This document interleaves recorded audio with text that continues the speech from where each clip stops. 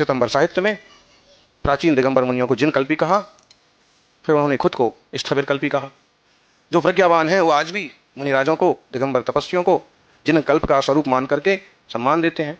और कुछ लोग तो शिवभूति के वंशज तरह तरह के कठोर वचन बोल करके अपमानित करते हैं। वैसे शिवभूति भी कोई बुरे नहीं थे। शिवभूति की जो कथा अर्धमागधी साहित्य में आती है वो ऐसे आती है कि वो घर लेट आते थे तो उनकी पत्नी बड़ी नाराज होती थी। एक दिन उसने सासू माँ से कहा कि तुम्हारे पुत्र जो है ना हर रोज 2-2 बजे तक रात को आते हैं, पता नहीं क्या करते हैं, कहाँ जाते हैं।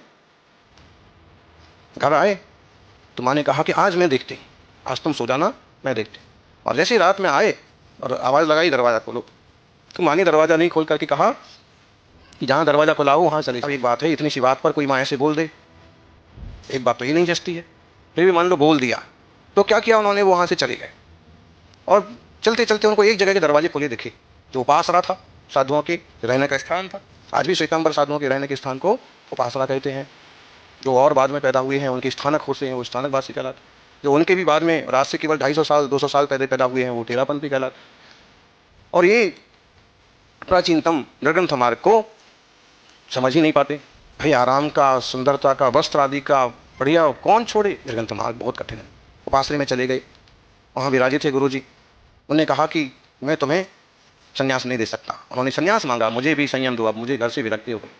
तो उन्होंने कहा कि नहीं, मैं संन्यास नहीं ले सकता, मैं तुम्हें दीक्षा नहीं दे सकता। तो उन्होंने खुद ही दीक्षा ले ली, वैसे रूप धारण कर लिया। तो फिर बाद में थोड़े दिन बाद गुरु जी ने कहा अच्छा मैं तुम्हें दीक्षा दे देता। दीक्षा दे दी। अब इसमें भी दोहरी बात हो गई कि पहले तो मना कर दिया, जब वो खुद ही रूप धारण कर लिए तो फिर दीक्षा दे दी।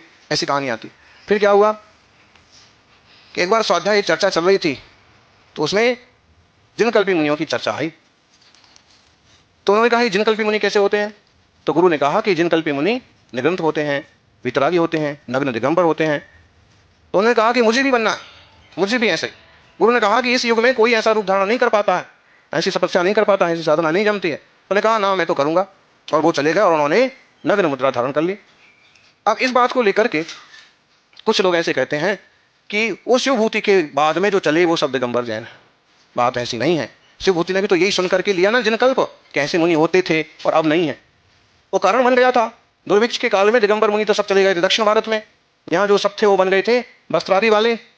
तो जब गुरु के सामने वो चर्चा उन्होंने फिर से सुनी तो उन्होंने कहा कि हम तो यही रूप धारण करेंगे। और उन्होंने इस तरह से, लेकिन वास्तव में ये दिगंबर प्रज्ञा वीतराग निर्ग्रंथ मुद्रा ही श्रेष्ठतम साधना का साधन है। बस आदि के रहते हुए साधनों की चिंता करेंगे कि साधना की चिंता करेंगे। और निर्विकारता का क्या प्रमाण है, अपरिग्रहता का क्या प्रमाण है। तो सब संग परिचत्ता रहा है। मेरे जैसे ज्योतिषाचार्य विक्रमादित्य के 9 रत्नों में से एक रत्न, उन्होंने भी शपण कहा नग्नथा नग्ना दिगंबरा ऐसी घोषणा की। और बहुत सारे शास्त्रों में, वेदों में, पुराणों में भी तो यह मार्ग वीतरागता का मार्ग ही श्रेष्ठतम मार्ग है। सर्वसंग परिचत्ता, सब संग परिचत्ता। छोड़ा तो क्या छोड़ा, सारी चीजें तो इकट्ठी कर रखी हैं। तो निर्दोष जो निरंतर रूप है, जिनका किसी वस्तु पर अधिकार नहीं है, परिग्रह वृत्ति नहीं है, वह पब्बज्जा सब संग परिचत्ता। भद्रबाहु स्वामी के सानिध्य में सभी दिगंबर मुनि दुर्भिक्ष के कारण से, दुर्भिक्ष की चर्चा सुन करके गुरु की आज्ञा से गुरु के साथ दक्षिण भारत तरफ चले गए। उस बीच में ये सब अर्धफालक मत पीताम्बर संप्रदाय की उत्पत्ति हुई।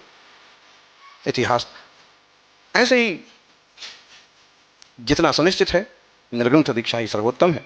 देवो भवगा मोह, और देव भी कैसे होना चाहिए, व्यपगत मोह, मोह से जो रहते हैं वो देव ही देव है।